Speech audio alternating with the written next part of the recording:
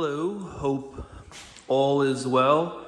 I was just down here in my current finished basement project, bringing it to a conclusion today, I think. And actually my job is to install these shower doors here, so I'll be getting started with that in just a minute. I was over in the bar area doing a few things, and I thought there were a few items that were interesting enough that it might be worth it to make a quick video about it. Maybe someone will find it helpful or interesting. I actually have a few visual aids here to help me remember what I was going to talk about. So I guess the first item would be the bar's footprint itself.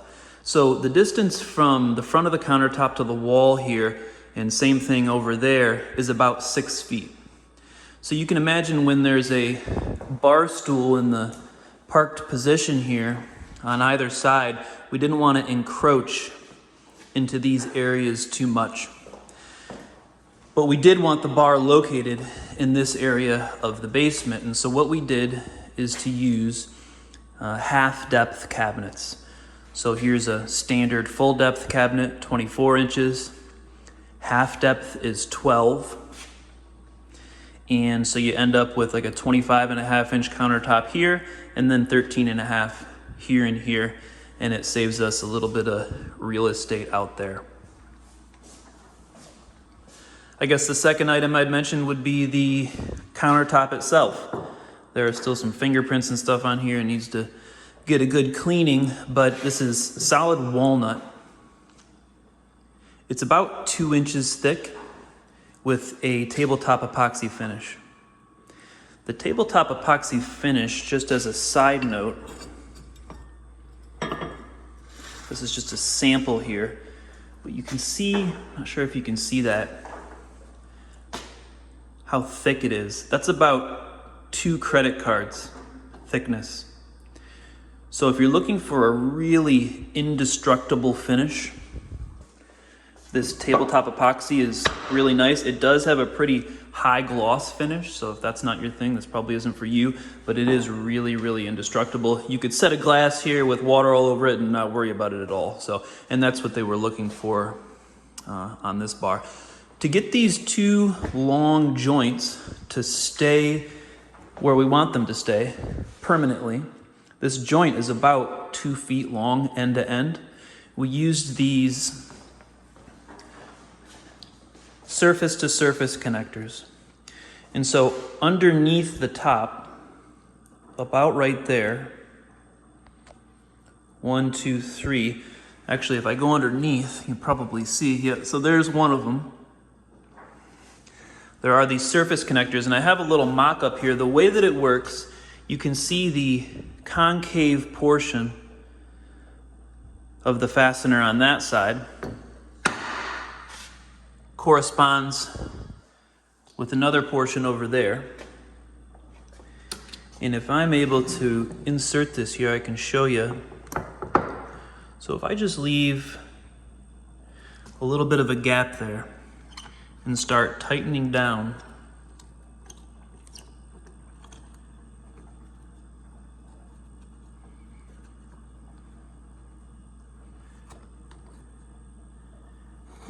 you can see that gap close up.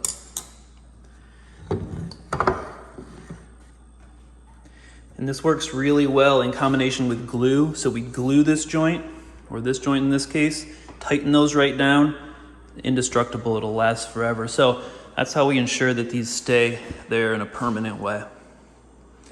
What else can I tell you? We have some floating shelves in this bar area back here, 4 of them. So the hardware that I like to use to mount our floating shelves is this. So this guy attaches to the, you can imagine it inside the wall attached to the side of the stud there. And then you can kind of position it where you want it to be. And then you move on with the project, drywall, install all of your finished material. And then in this case, we have solid walnut shelves again with a different finish on them. Core a hole at the corresponding location of the bracket, and then you just slide them right on. I will note that one thing that makes this job a lot easier is if you have access to this bracket now during the finish stage behind the wall. So if I were to walk over on the other side of this wall, there's actually an unfinished closet back there where I can access all of those brackets, all 8 of them.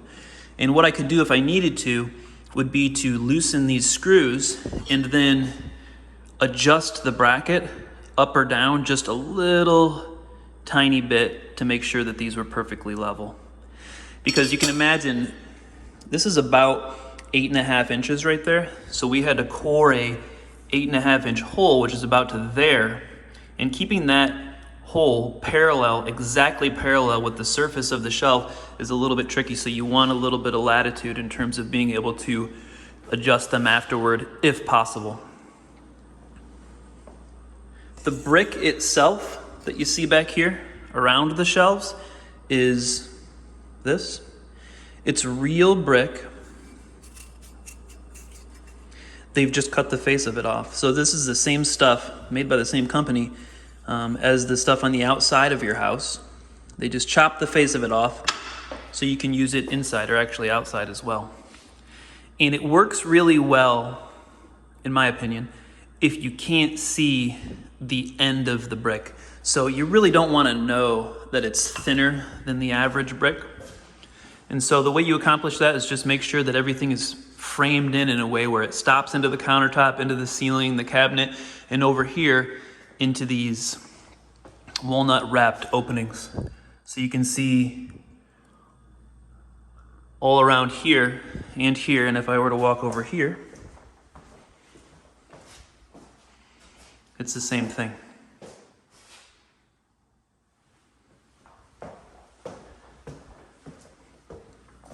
We have a high gloss enamel finish on the front of the bar that matches similarly to the cabinets. And I guess the last thing I wanted to mention here, just reminded me from my little area here, is these miter wrapped door openings. And so when I say miter wrapped, what we wanted to accomplish here was a wrapped opening without any kind of trim or fasteners exposed. And so if we get right in there on these corners, there are no fasteners, there are no nails. There are no nails up there, there are no fasteners in the entire setup. And the way we do that, not sure if you can tell here, is to put this miter together, and then it's called a miter wrap because you use tape on the outside and then you just fold it together and glue it. So it's held together with only glue, but it's absolutely, rock solid on there. And that way we can build these at the shop, and they're just shaped like the letter U. Here, 1, 2, 3, and we have some more in another part of the basement. And we slip those into place with glue, hold them there for a few days, take out the supports, and they're good to go. So anyway, just a few items that I thought were interesting with this bar. Hopefully somebody else out there finds them interesting too.